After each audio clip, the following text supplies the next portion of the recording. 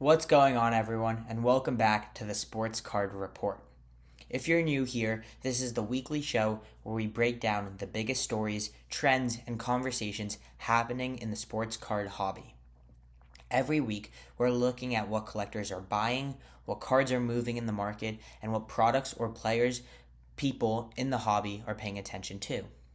And this week, we're going to talk about three things: prospect hype, the grading market, and a trend that's starting to show up more and more in the hobby.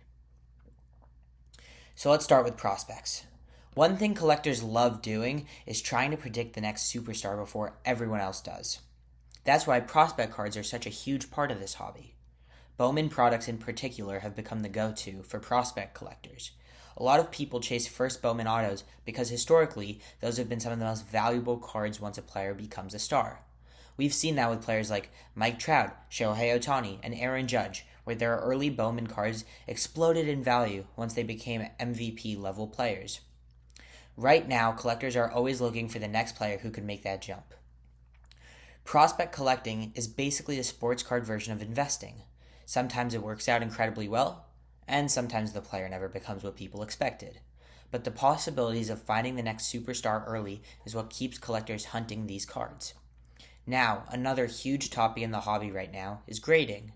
Grading has become one of the most important parts of the sports card market. When a card receives a high grade from companies like PSA, BGS, or SGC, it can dramatically increase the value. For example, the same card that could sell for $50 without a grade on it could be graded a PSA 10 and suddenly be worth several hundred, if not thousands of dollars.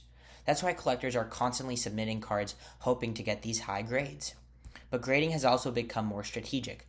Collectors are paying close attention to things like centering, surface condition, and print quality before sending cards in, because grading fees add up quickly, and nobody wants to send in a card that comes back with a low grade. Now let's talk about a trend that's growing in the hobby right now. More collectors are shifting towards collecting cards that they personally enjoy rather than only chasing what's valuable. For a long time, the hobby became very focused on flipping cards and chasing big profits. But recently, more collectors are talking about something called PC collecting. PC as in personal collection. These are cards you buy simply because you like the player, the design, or the team, or you're just interested in collecting that card for yourself.